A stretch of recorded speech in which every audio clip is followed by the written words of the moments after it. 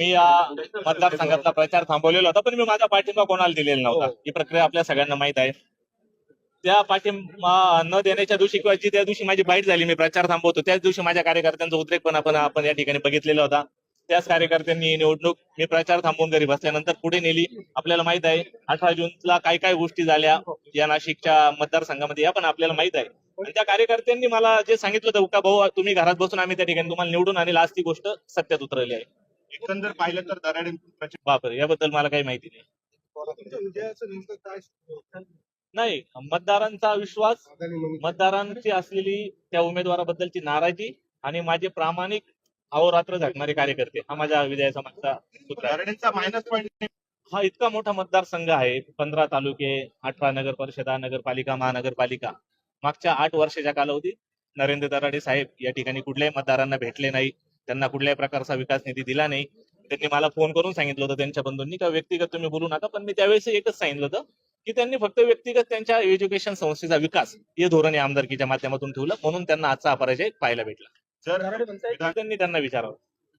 तुमची पुढची भूमिका मी तो उमेदवार होतो अपक्ष, त्याच्यामुळे माझा विश्वासघात करण्याचा काही प्रश्न येत नाही. पुढची नेमकी काय भूमिका आहे उदय नाही, आता कार्यकर्त्यांशी चर्चा केल्यानंतर त्या कार्यकर्त्यांनी मला घरात बसून निवडून आणलं, हा अधिकार त्या कार्यकर्त्यांचा आहे. अशीच भूमिका नाही, असं काही नसतं धाराशिव पॅटर्न वगैरे नाही, पण कार्यकर्त्यांचा त्या नेत्यावर अधिकार असतो आणि कार्यकर्त्यांचंच ऐकलं पाहिजे, तर तो नेता कायम यशस्वी होतो. ते मोबाईल अलाउड नाही, त्यामुळे माझं कोणाशी बोलणं झालेलं नाही. जर विमान मला काही याबद्दल कल्पना नाही.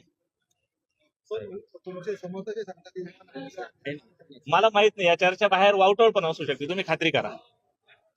एकनाथ शिंदेची भेट घेणार. मला मी कोणाला पण भेटू शकतो, लोकशाही आहे. उद्या मला मी या मतदारसंघाचा प्रतिनिधी म्हणून महाराष्ट्राचे मुख्यमंत्री असतील, तत्सम खात्यांचे मंत्री असतील, यांना भेटणंच आहे. त्यात अपक्ष हा?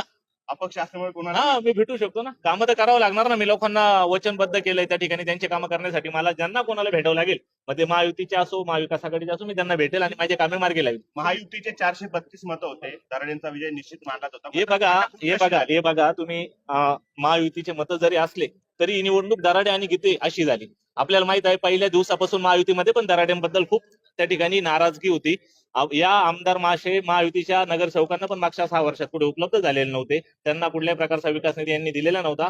आपण जरी त्यांना महायुतीचे उमेदवार म्हणत असलो, पण ही निवडणूक गीते आणि दराडे यांच्या स्टेट झाली. आणि त्यात आता मला महाविकास आघाडी, मी पहिले सांगितलं का मला मालेगावचे आसिफ भाई शेख, आपले मालेगावचे माझे आमदार इस्लाम पार्टी, त्यांचे मतं आणि महाविकास आघाडीचे मतं यांनी पहिल्यापासून त्यांची भूमिका माझ्या मागे स्पष्ट ठेवली. त्याच्यामुळे मला ताकद आली आणि नंतर माझ्या कार्यकर्त्यांनी मला घरात बसून केलेला प्रचार या विजयामागचं गणित आहे. खरं तर या जागेवर ही जागा गणेश भाऊंचीच होती आणि महायुतीमध्ये ही जागा भारतीय जनता पार्टीने खेचून आणायला पाहिजे होती, पण त्या ठिकाणी असं काही झालं नाही. आपल्याला माहित आहे 31 मेला ही जागा वाटपात शिवसेनेला गेली आणि त्यानंतर कार्यकर्त्यांनी माझ्यावर जो प्रचंड प्रेशर आणला की आपल्याला त्या ठिकाणी निवडणूक लढवायची आहे, आणि मग मी 1 जूनला अपक्ष फॉर्म त्या ठिकाणी सादर केला. दराडे म्हणतात काढला होता. आपल्याला पण माहित आहे, तू म्हातारा झाला का, तुला अजून निवडणुका लढवायला कालावधी आहे, असं पण ते त्यांचे बंधू बोललेले होते. पण आता माझा त्यांच्याबद्दलचा जो यवदावा होता तो संपलेला आहे. मला लोकांनी त्या ठिकाणी मतदारांनी विश्वास टाकलाय, मी त्या विश्वासाचं स्वागत करेल आणि भविष्यात त्यांच्या कामासाठी अहोरात्र झटेल एवढंच सांगतो. ओके.